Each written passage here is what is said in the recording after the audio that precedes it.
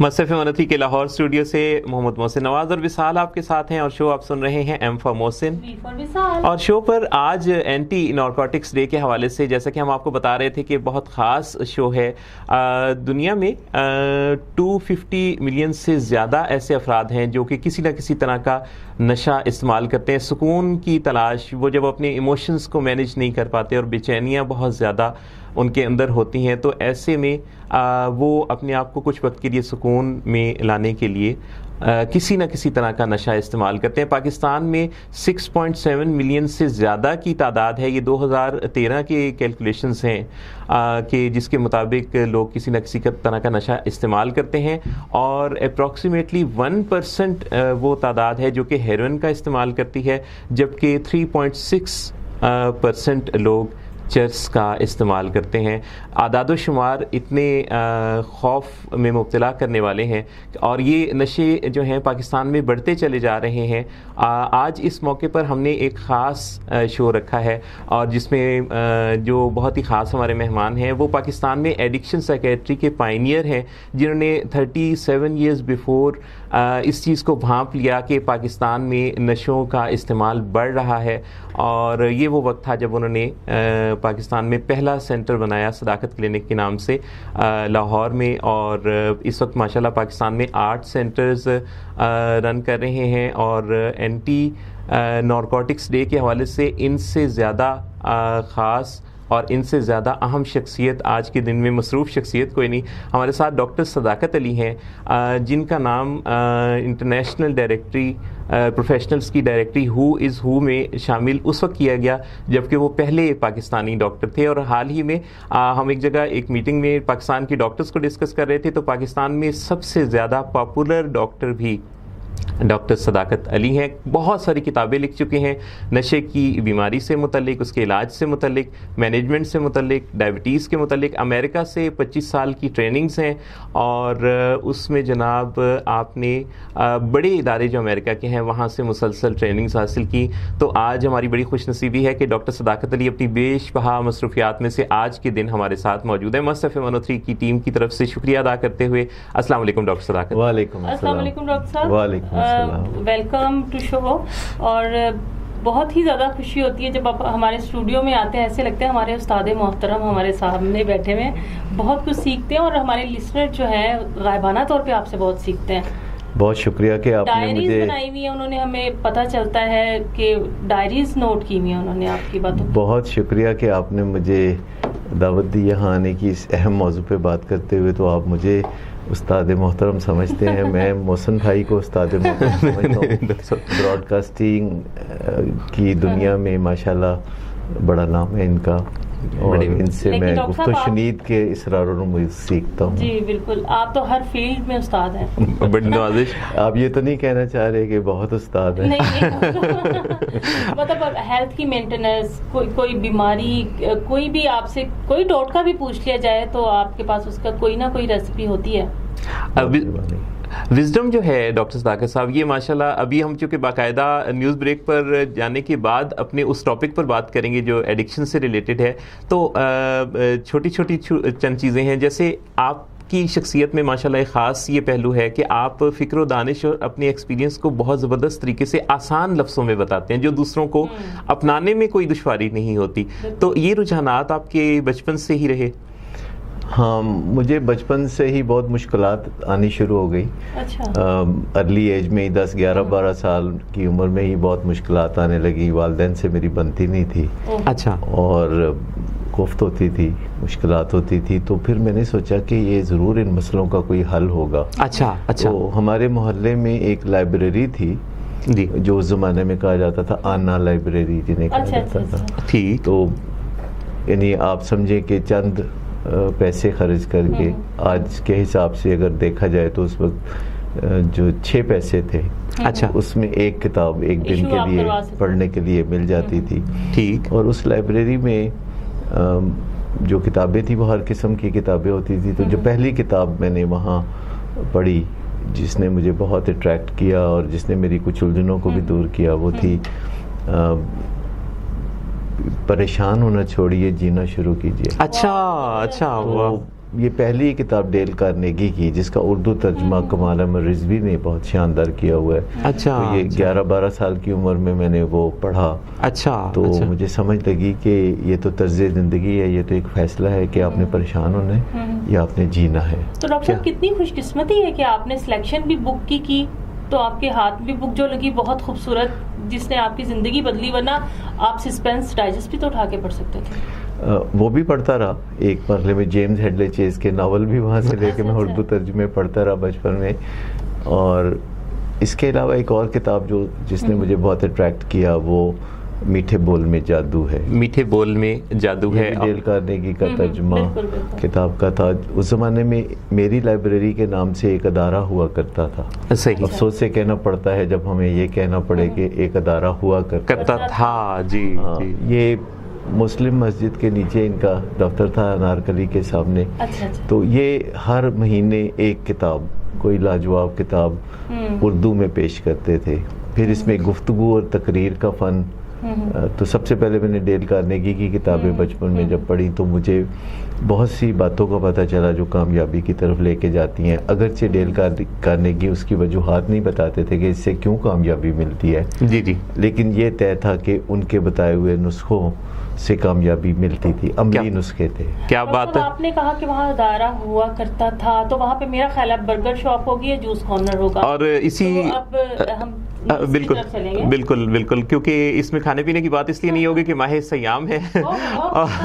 تو چلیں گے نیوز روم اور پلٹ کر آئیں گے واپس, اور ڈاکٹر صداقت علی سے آج ورلڈ اینٹی نارکوٹکس ڈے کے حوالے سے ہماری خاص بات چیت رہے گی. اور مس ایف ایم 103 آج پریزنٹ کر رہا ہے اینٹی نارکوٹکس ڈے پر ایک اسپیشل شو.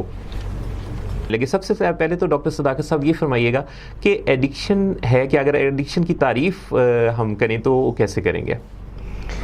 ایڈکشن کا لفظی مطلب ہے ایڈ ہو جانا, یعنی جڑ جانا کسی چیز کے ساتھ, ٹھیک, اور باقی چیزوں سے الگ ہو جانا. جی ٹھیک.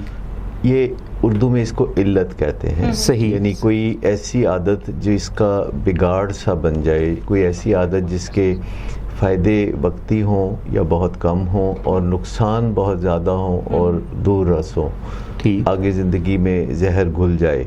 ٹھیک. سو آہستہ آہستہ جب کوئی ایکٹیویٹی یا ڈرگ یا الکوہل ہماری زندگی میں مرکزی حیثیت اختیار کر لیتی ہے اور ہماری ترجیحات میں بہت اوپر آ جاتی ہے اور باقی چیزیں ہماری زندگی سے فزل آؤٹ ہو جاتی ہیں, تو ہم کہتے ہیں کہ یہ ایڈکشن کا معاملہ ہے. اور اس میں پھر آپ سمجھے کہ ریلیشن شپ خراب ہوتے ہیں, معاشی حالت خراب ہوتی ہے, بدنامی ہو جاتی ہے, اور خود اس بندے کو بھی سکون نہیں ملتا جو سکون کی خاطر یہ سارے پاپڑ بیلتا ہے, اور وہ ایک لو ہیٹ ریلیشن بن جاتا ہے اس چیز سے یا ایکٹیویٹی سے یا ڈرگ سے. وہ بندہ اس چیز کو بہت برا کہتا ہوا بھی نظر آتا ہے. صحیح. اور پھر وہ اس کے پیچھے بھاگتا ہوا بھی نظر آتا ہے. ایڈکشن انسانوں کو انسانوں سے بھی ہوتی ہے. دنیا میں سب سے جو کامن ایڈکشن ہے, جی, حیرت انگیز طور پر جو سب سے زیادہ ایڈکشن ہے وہ انسانوں کی انسانوں سے ہے. اچھا. ہر رشتے میں ایڈکشن ہو سکتی ہے, یعنی جو لو ہیٹ ریلیشن شپس آپ دیکھتے ہیں, خاص طور پر میاں بیوی کے رشتوں میں اور ماں باپ اور اولاد کے رشتے میں لو ہیٹ ریلیشن شپ آپ کو بہت نظر آتا ہے, جہاں آپ اسی آبجیکٹ سے محبت بھی کرتے ہیں بے پناہ, اور کسی وقت آپ کو نفرت ہوتی ہے بے پناہ, صحیح, اور آپ اس ملی جلی کیفیت کے ساتھ جھولتے رہتے ہیں محبت اور نفرت کے درمیان. تو یہ جھولا کوئی زیادہ مزہ دینے والا نہیں ہے. صحیح. ڈاکٹر صاحب بہت سے لوگ ہائیجینس کا بہت سارا خیال رکھتے ہیں کہ اچھی چیز لیں, ہماری صحت کو خرابی ہو جائے گی, کولیسٹرول والی چیز نہ لیں, زیادہ کیلوریز نہ لیں, ہائیجینس کا بہت خیال ہے. تو یہ جانتے بوجھتے ہوئے کہ ایڈکشن ہمارے لیے اچھی نہیں ہے, اسموکنگ ہمارے لیے اچھی نہیں ہے, یہ ہمارے لیے موت ہے, تو ہم ایک زہر اپنے اندر اتار رہے ہیں, اس معاملے میں ہم کیوں نہیں اتنا محتاط ہوتے ہائیجینس؟ یہ جانتے بوجھتے ہم اپنے اندر کیوں لے کے جاتے ہیں, یہ کیا سائیکی ہے؟ لوگ کس وجہ سے جو ہے وہ نشے کے استعمال کی طرف آ جاتے ہیں؟ دیکھیں, پہلی بات تو میں آپ سے تھوڑا سا احترام کے ساتھ اختلاف بھی کروں گا کہ لوگ ہائیجین کا کوئی خاص خیال نہیں رکھتے. حفظان صحت کے اصولوں کا خیال رکھتے ہوئے میں نے بہت کم لوگوں کو دیکھا ہے. حفظان صحت کے اصولوں کا مطلب یہ ہے کہ صحیح کھانا, صحیح وقت پہ کھانا, صحیح, اور ایکسرسائز کرنا, پانی صاف پینا, اور اپنی نیند کا خیال رکھنا, اپنے ریلیشن شپس کا خیال رکھنا، تو کہاں لوگ ان باتوں کا خیال رکھتے ہیں.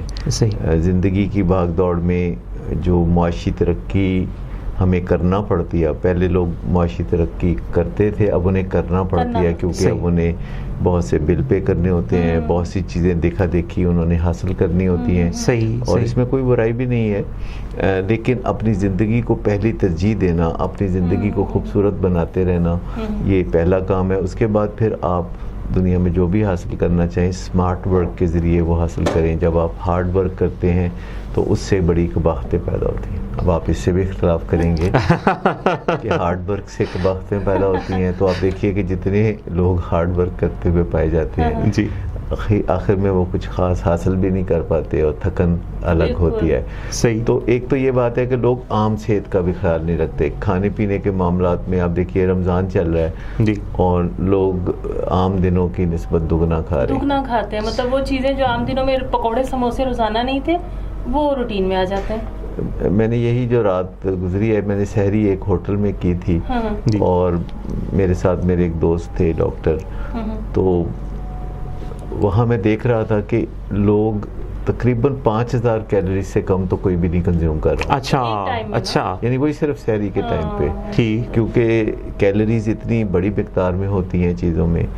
تو لسی کے گلاس پیش ہو رہے تھے، صحیح، اور پھر حلوہ پوڑی سحری کے ٹائم پر بڑا کچھ تھا. مطلب آپ میں بتا نہیں سکتا کہ اللہ تعالیٰ کی بے پناہ نعمتیں تھیں، لیکن انہیں کھانا احتیاط سے ہی ضروری ہے کیونکہ وہ ایکچولی ذہن میں یہ بیٹھا ہوتا ہے نا ویکنس ہو جائے گی، روزہ رکھ رہے ہیں ویکنس ہو جائے گی. ویکنس بلکہ نہیں ہوتی، بوجھل پان آ جاتا ہے. جی اب آئیے ایڈکشن کی طرف کہ لوگ کیا جانتے بوجھتے اس مشکل میں پھنستے ہیں؟ تو ایسا نہیں ہے.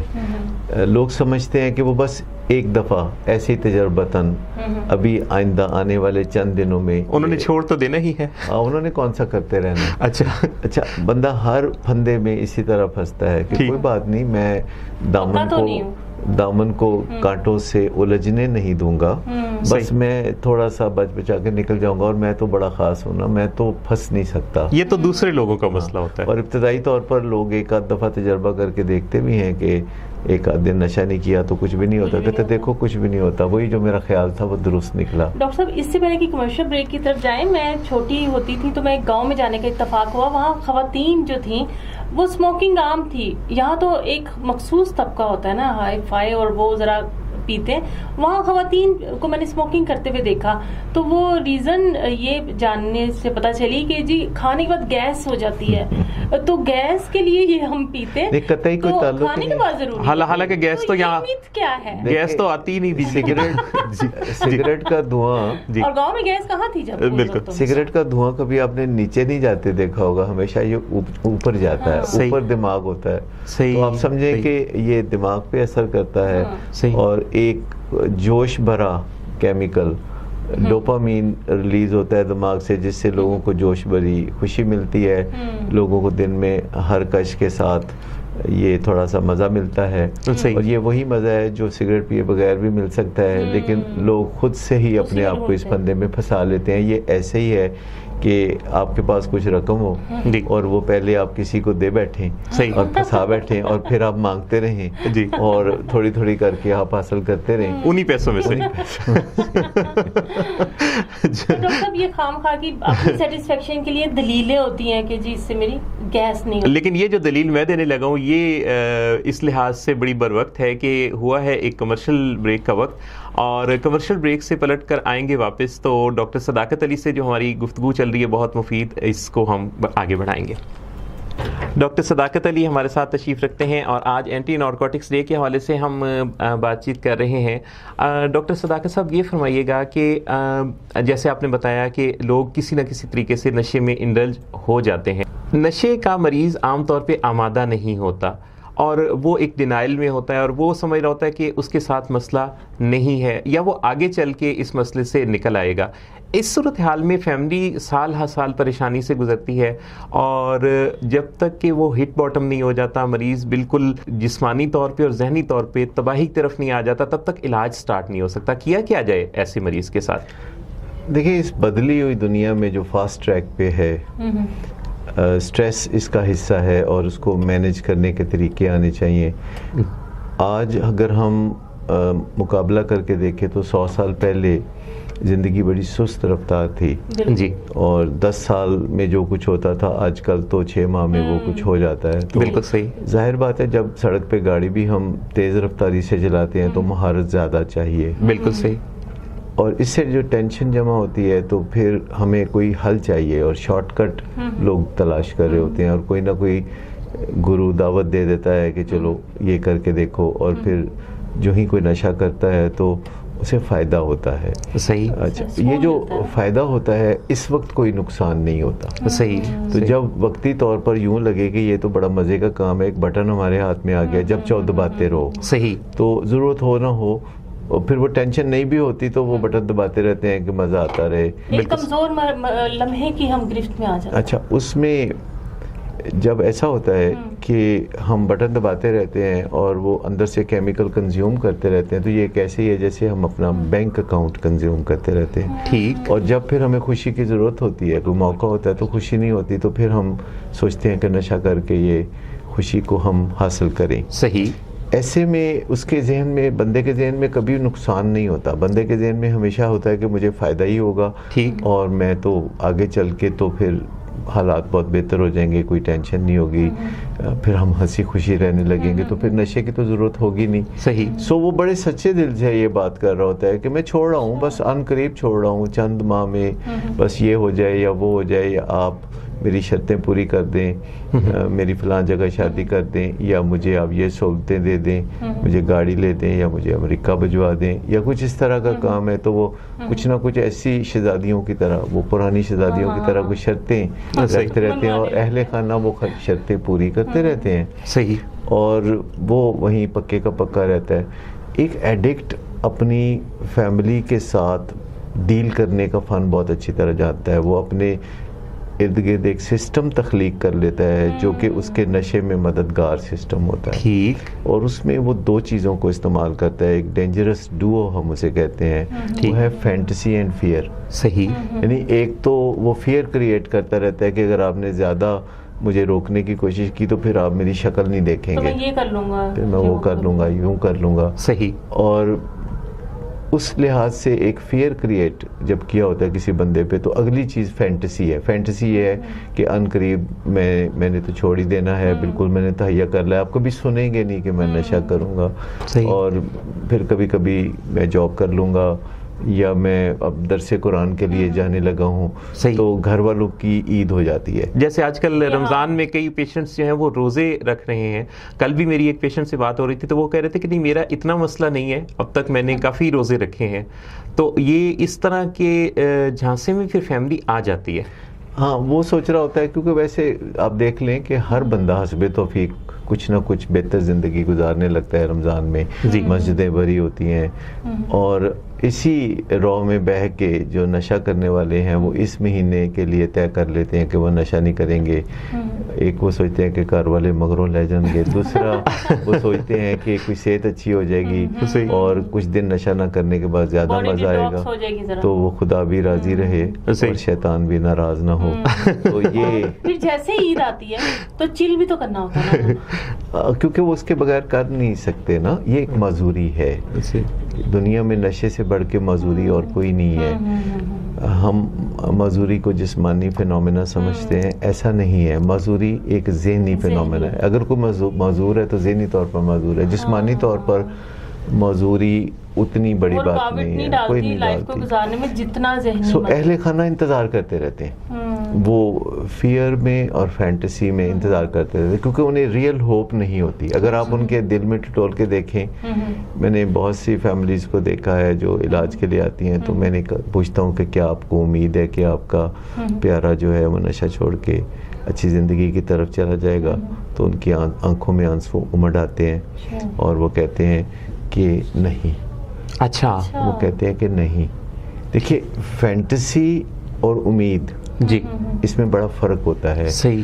امید ایک روحانی کیفیت ہے جس میں آپ کو یہ پتا ہوتا ہے کہ میں اور دوسرے لوگ اور میرا اللہ ہم مل کے کامیابی حاصل کریں گے. صحیح صحیح. لیکن فینٹیسی ایک ایسا خواب ہے جس میں ہمارے دماغ کے وہ بند حصے کھل جاتے ہیں جو تخیل سے تعلق رکھتے ہیں، جن کا حقیقت سے کوئی تعلق نہیں ہے، اور یہ انسانوں نے جو فینٹیسی رکھی ہوئی ہے یا انسانوں کے اندر جو فینٹیسی کی صلاحیت ہے، یہ اسکیپ روٹ ہے. جیسے کہ لوگ سوچتے رہتے ہیں عرصہ دراز تک، جو کسی ایسے ریلیشن شپ میں ہوتے ہیں جو تکلیف دہ ہوتا ہے، تو وہ سوچتے رہتے ہیں کہ بس میں نے ان قریب اس ریلیشن شپ سے نکل جانا ہے. تو یہ ایک فینٹیسی ہوتی ہے، ایک روشن دان سا رکھا ہوتا ہے انہوں نے. صحیح. اس سے ایک دم تسلی سی ملتی ہے کیونکہ ان قریب میں نے اس ریلیشن شپ سے نکل جانا ہے، تو مجھے پھر اپنی ذمہ داری پوری کرنے کی کوئی ضرورت نہیں کہ میں اس ریلیشن شپ کو بہتر بناؤں. صحیح. سو اہل خانہ دیر تک انتظار کرتے رہتے ہیں اور کوئی نہ کوئی آڑے آتا رہتا ہے انٹروینشن کے، کوئی نہ کوئی آڑے آتا رہتا ہے کہ علاج نہ ہو.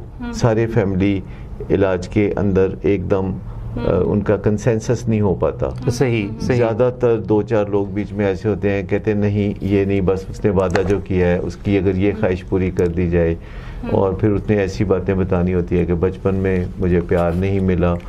پھر رشتہ دار اور دوسرے لوگ بھی ایسی باتیں کر رہے ہوتے ہیں کہ ضرور آپ سے کوئی کمی کوتاہی ہوئی ہے، آپ نے سختی کی یا بے جا سختی کی. وہ گلٹ میں ڈال دیتے ہیں بندے کو. ہاں، عموماً جو چچا، تایا، پھپھو، ماموں اور خالہ، یہ سارے رشتے جو ہوتے ہیں یہ بچوں کے صدقے واری جانے کے بڑے بے قرار رہتے ہیں، اور جب بھی کوئی بچہ بگڑتا ہے تو اس کو سپورٹ ادھر سے ہی ملتی ہے. صحیح. اور یہ سپورٹ بڑی ڈینجرس اور زہریلی ہوتی ہے، اور یہ محبت بری ہوتی ہے بظاہر، جیسے کوٹڈ ہوتی ہے.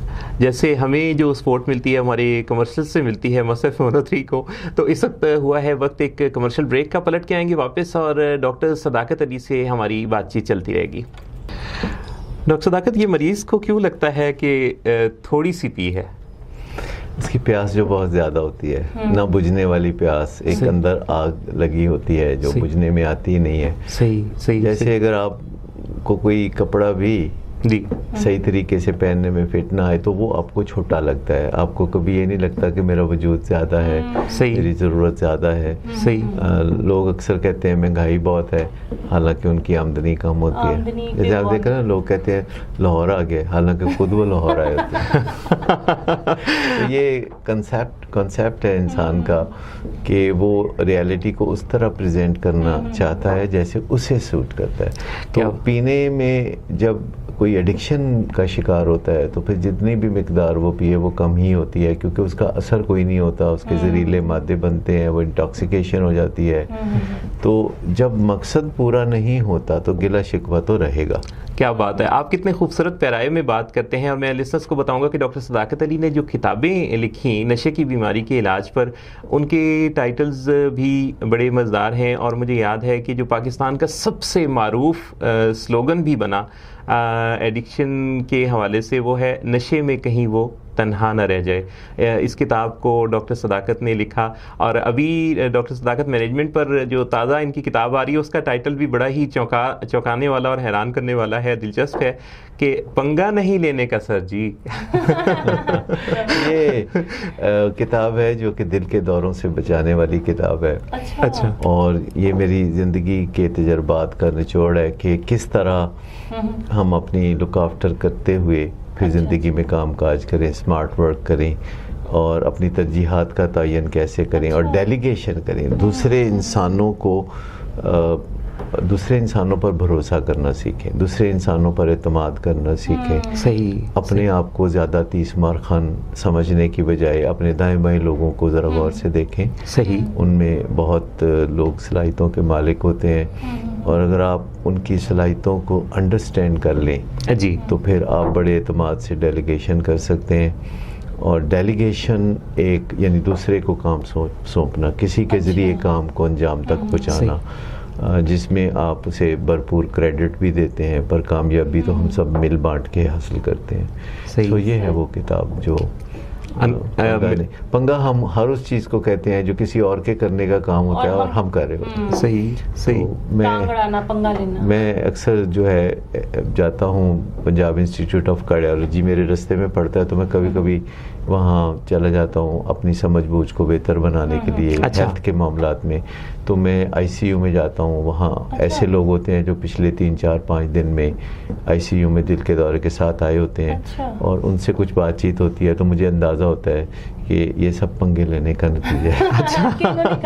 ऐसा कुछ किया है जो यहाँ है। तो फिर मैं एहतियात करने के बारे में सोचता हूँ कि अच्छा मुझे मोहतात रहना चाहिए। तो बहुत ही अच्छी बात है। तो डॉक्टर सदाकत, ये जो पंगा है आप माशाल्लाह लफ्ज़ों पर बड़ी ज़बरदस्त ग्रिप रखते हैं, अंग्रेजी में कोई मुतबादिल है इसका? अंग्रेजी में इसे मॉन्की कहते हैं। मॉन्की कहते हैं, अच्छा। Monkey management. मुझे लग रहा है अगली किताब आपकी होगी ना छेड़ मलंगा नो।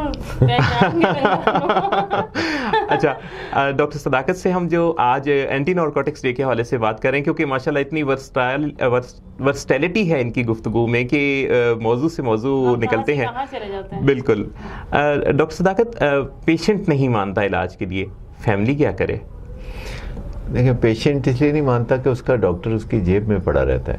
सही। वो जब चाहे अपने डॉक्टर को बाहर निकालता है, झाड़ पोंछ के उसे इस्तेफादा करता है। ठीक। तो दूसरे मरीज होते हैं, उन्हें तकलीफ होती है और वो हमेशा कहते रहते हैं छेती बॉडी में तबीबा नहीं तो मैं मर गई। वो इमरजेंसी पहुंचे होते हैं। वो इस तरह की।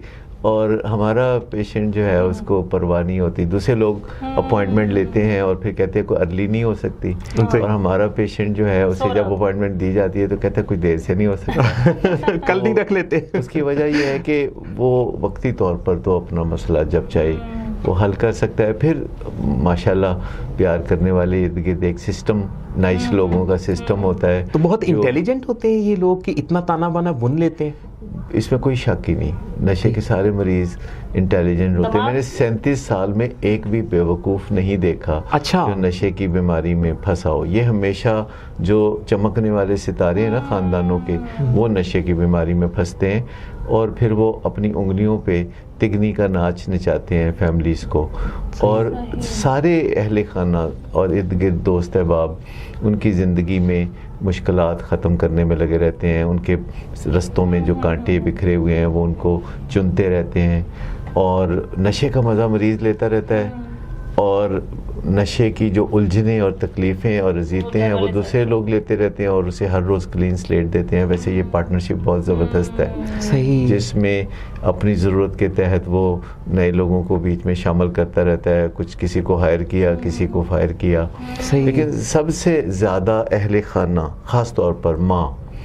अक्सर पेशेंट्स को जब रिहैब का मशवरा दिया जाता है तो वो यही कहना चाह रहे होते हैं कि जब मेरी मॉम्स रिहैब है तो मुझे क्या ज़रूरत है, जब मेरे खाने पीने का कोई मसला नहीं, मुझे कोई रहने का मसला नहीं, तन पे कपड़ा भी बेहतरीन है और मैं मज़े कर रहा हूँ कोच पे लेट के। हाँ, तो जब तक मॉम्स रिहैब बंद नहीं होगा ना, वो रिहैब जाने के लिए तैयार नहीं होगा। तो डॉक्टर साहब, मरीज़ की जो मर्ज़ी है वो अपने ऊपर तो चल नहीं रही होती, जैसा आपने फरमाया था कि अपने आप को वो रोक नहीं पाता और भागता है नशे की तरफ, और उसी मरीज़ की मर्ज़ी जो है वो घर वालों पर चल रही होती है। उल्टी गंगा बह रही है ना।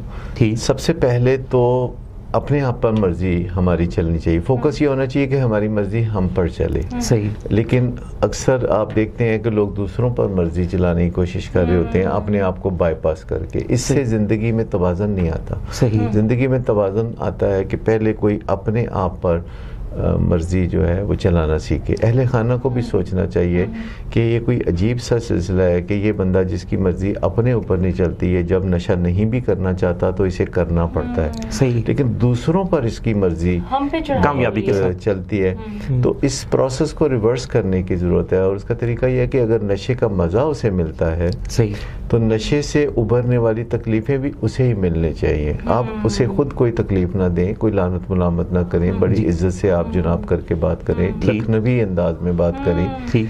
लेकिन नशे के जो नताइज हैं वो उसको ज़रा भुगतने दें। सही। नशे के नताइज की मैं बात कर रहा हूँ। ज़िंदगी में वैसे उसके लिए आप मसाइल पैदा ना करें, जी जी जी, उसके लिए रुकावटें पैदा ना करें, लेकिन ये जो मुआवनत है नशे में, ये जो मिल्क ऑफ काइंडनेस है, ये जो लोग بہت زیادہ دیدہ و دل فرش راہ کیے رکھتے ہیں. صحیح. اور ہر وقت پوچھتے رہتے ہیں کہ ہمارے لیے کوئی خدمت ہو تو بتائیں. تو لوگ سمجھتے ہیں کہ یہ دکھی لوگ ہیں, اگر ہم ان کے دکھوں کو کم کر دیں گے یہ نشہ چھوڑ دیں گے. تو ڈاکٹر یہ دکھی لوگ نہیں ہوتے, یہ نشہ انہیں دکھی بنا رہا ہوتا ہے. تو ڈاکٹر صداقت یہ فرمائیے گا کہ اگر ایک نشے کا مریض نشے میں دھت ہو کے جا کے واش روم میں گر جائے تو کیا ایسے میں پھر رات کے کسی پہر گرے ہوئے اس مریض کو اٹھا کے لا کے بیڈ پر ڈالنا چاہیے یا پھر کیا کیا جائے؟ یہ بھی تو ایک نتیجہ ہے. حال وہی رہنا دینا چاہیے. اچھا. کیونکہ کسی کی نیند میں مخل ہونا کوئی اچھی بات نہیں ہے. اچھا. کسی کے آرام میں یا وہ جہاں بھی ہے اچھا وہ اسے وہیں رہنے دینا چاہیے. لیکن اگر آپ کو لگتا ہے کہ وہاں کوئی سردی لگ جائے گی یا کوئی ڈسکمفرٹ ہے تو آپ رضائی لگا دیں. لیکن کئی دفعہ میں نے دیکھا ہے کہ اہل خانہ کہتے کہ اچھا نہیں لگتا کہ ہمارا پیارا باتھ روم میں پڑا ہو. تو میں کہتا اچھا پھر آپ بھی وہیں ساتھ بستر لگا لیں. کہتے نہیں پیچھے بچے ہوتے ہیں نا بستروں میں, کہ ان کو بھی لا کے رکھیں. صبح اگر کوئی مریض ہوش میں آئے اور اس کے ارد گرد اس کے اہل خانہ بھی باتھ روم میں براجمان ہو تو وہ کچھ سوچے گا تو ضرور کہ یہ کیسے آج یہ کہاں ہم نے بیڈ روم بنا. تو اس میں احترام کے ساتھ جو ہے اگر مریض کی زندگی میں نشے سے ابھرنے والے مزے اور بدمزگی کو اسی کا کھیل سمجھا جائے, اس میں آپ شرکت نہ کریں اور آپ کنکریٹ بات کریں. عموماً نشے کے مریض پہلے تو ایک آپ کو فینٹسی دکھاتے ہیں, ایک خواب دکھاتے ہیں جسے ہم سبز باغ کہہ سکتے ہیں, پھر آپ اسے فوراً یقین کر لیتے ہیں, پھر اس کے بعد وہ اگلی اپنی ڈیمانڈ پیش کرتا ہے. سو آپ سے کوئی اجازت طلب کرتا ہے, پھر اس اجازت کو اسٹریچ کرتا ہے, کچی لسی کی طرح کھینچتا ہے. صحیح. دبے ہمارے مریضوں کو ملکہ حاصل ہے کہ آپ انہیں تھوڑی سی اجازت دیں تو وہ ایک طوطے کی طرح جسے آپ ہاتھ پہ بٹھاتے ہیں وہ کندھے پہ آ بیٹھتے ہیں. تھوڑا سا یہ احتیاط کرنے کی ضرورت. ڈاکٹر صاحب آپ جب بھی کچھ کھانے پینے کا ذکر کرتے ہیں تو کمرشل بریک آ جاتا ہے. کچی لسی کا ذکر ہوا تھا تو کمرشل بریک کا وقت آ گیا. یہ کچھ جان بوجھ کے بھی کچھ ہم جلدی سے کمرشل بریک بھی لے آتے ہیں. پاکستان میں جو صورتحال ہے اس کے حوالے سے میں جاننا چاہوں گا کہ پھر پاکستان جو کہ ایک پسماندہ ملک بھی ہے, ترقی پذیر ملک بھی ہے, تو یہاں پھر علاج کی کیا کیا اپرچونٹیز بنتی ہیں ایسے مریض کو جب کہ وہ نشے میں مبتلا ہو جائے؟ دیکھیں ہمارے پاس جب علاج کے لیے لوگ آتے ہیں تو اس سے پہلے وہ خود ہی اپنے مسئلے کو حل کرنے کی کوششیں کر رہے ہوتے ہیں, اور علاج سے واپس جانے کے بعد بھی ان کا کردار بھرپور ہے. صحیح. تو آج کل تو اگر آپ گوگل پہ جائیں اور سرچ کریں کہ کون سے رویے ہیں جو آپ کے پیارے کے لیے بہتر ہوں گے اگر اس نے نشے کے بغیر اچھی زندگی گزارنی ہے, تو سب سے پہلے تو معلومات حاصل کریں. صحیح. جو روایتی علاج ہے جس میں کسی ریہیب میں بھیجنا ہے وہ بھی دنیا میں ہوتا ہے, لیکن اب اس کے علاوہ آؤٹ ڈور میں کاؤنسلنگ کے ذریعے مریضوں کے ساتھ اور ان کی فیملی کے ساتھ کاؤنسلنگ کرتے ہوئے ان کی زندگی کو بے پناہ خوبصورت بنایا جا سکتا ہے.